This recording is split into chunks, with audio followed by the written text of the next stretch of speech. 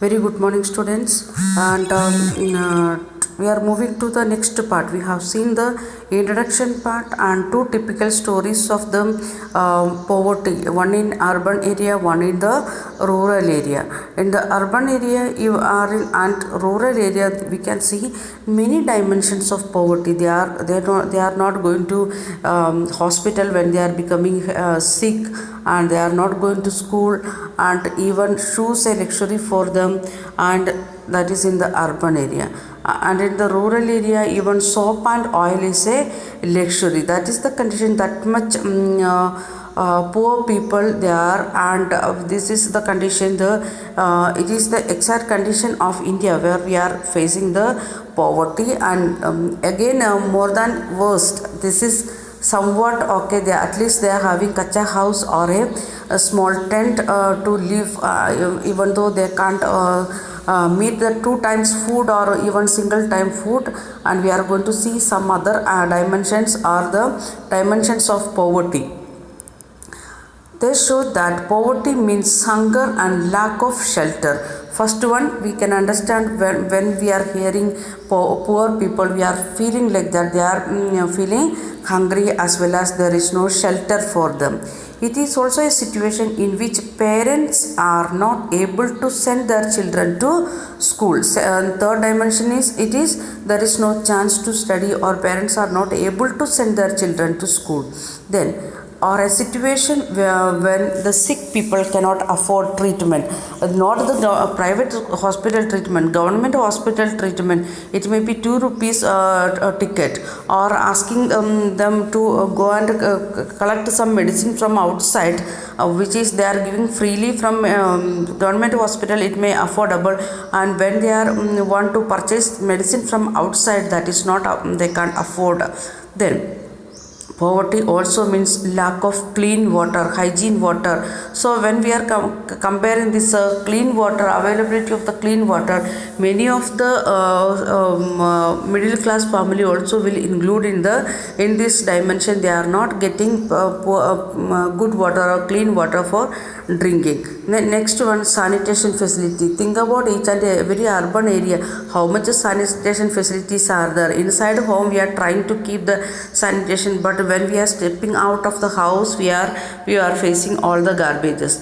And it also means lack of regular job, and minimum decent level, means to the job which is giving at least 50 rupees or 100 rupees per day, like that job also not getting regularly.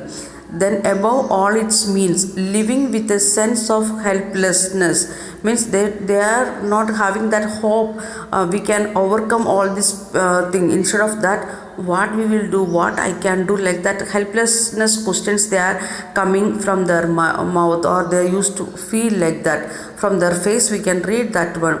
The poor people in a situation in which they are ill treated at almost every place. When we are poor, we are getting ill treatment or discrimination in the society, in farms, factories, government offices, hospitals, railway stations, etc.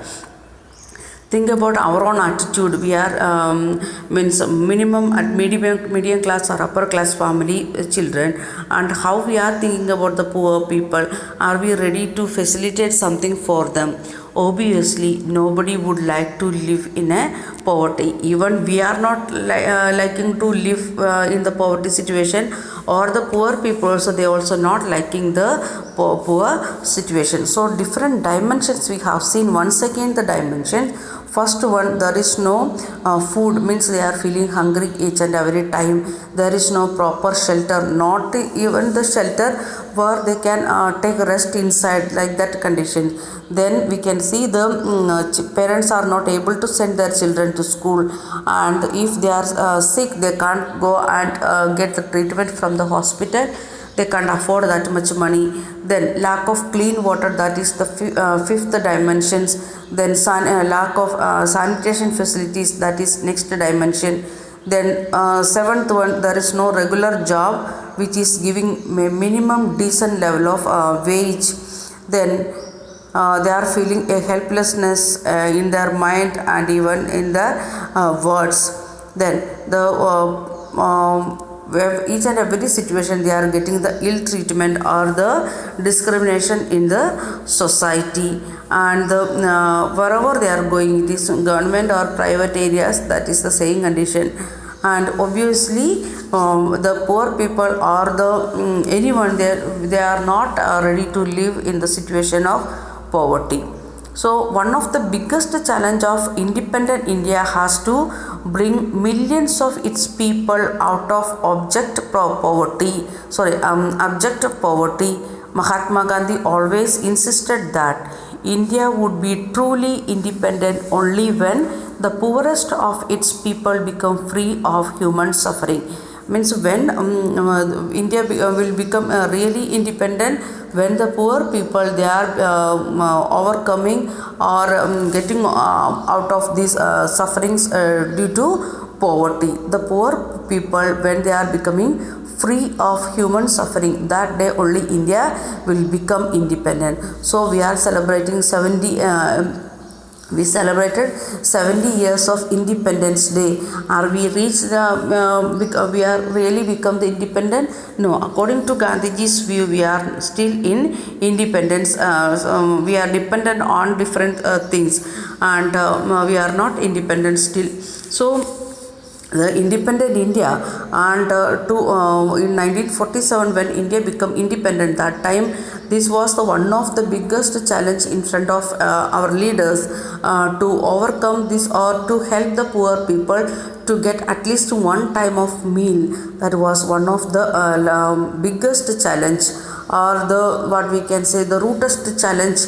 If we are solving this one, many problems we can solve, many crimes we can solve from our society, and discrimination in a up to some extent we can solve the discrimination of our society. So this is the basic one of the which one we want to remove as early as possible. Many measures taken by government, still we can see the poor people in the street. Okay, the next one, it is poverty as seen by a social scientist. What is mean by poverty for a social scientist? Since poverty has many faces, social scientists look at it through a variety of indicators. Usually the indicators used to relate the level of the income and consumption. How social scientists they are saying like that this person is poor, this person is middle class, this person from upper class, they are in taking the level of, they are making the comparison of the level of income and consumption. When the level of income and consumption, if we are comparing, we can understand to some an extent, like we can understand that person who is poor and who is rich. But now poverty is looked through their social indicators like literacy level. In olden days we was thinking about income and consumption. Nowadays we started to social scientists, they started to think like literacy rate, another one fact, because we have seen the different aspects of poverty. In that we have seen hungry, that is lack of shelter, that is then literacy rate, they are not able to send to school, that was one of the dimension we have seen. So now social scientists also started to compare that one, the literacy rate of the people, then lack of general resistance due to malnutrition, getting proper food or not, and how much they are having the immunity power and how they are. Then lack of health care, even though government facilitated many health care facilities, then also poor people go and access it. So the lack of access to the availability of the health care, that is the fifth indicator. Then lack of job opportunities, that is the sixth indicator. Lack of access to safe drinking water, that is the seventh indicator. Then sanitation is the eighth indicator. So social scientists kept 8 indicators to say like that this person is poor. Those who are not able to access the things, the proper income, they are very less consumption, and the very less literacy rate, or they don't have that immunity power because of malnutrition. Then lack of they are not able to access the healthcare facilities. there is no proper job opportunities, regular and proper job opportunities, then they are not getting safe drinking water, and there is no proper sanitation.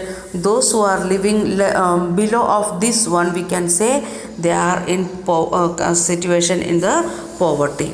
Analysis of poverty based on social exclusion and vulnerability is now becoming very common, that we will see what it is.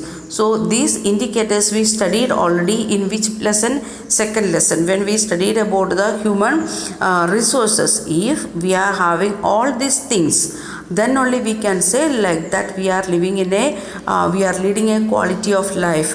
Then only we can say like that we are making the people as a resource. Instead of liability, we are making people as a resource or a skillful person. So this thing, it is related, last chapter plus this chapter. Last chapter related to human resource, and the human resource, if we want to generate maximum human resource, we want to overcome the challenges of the poverty, or these dimensions of the poverty. It is almost same, and this we are going to study again in 10th standard first lesson, that is development lesson.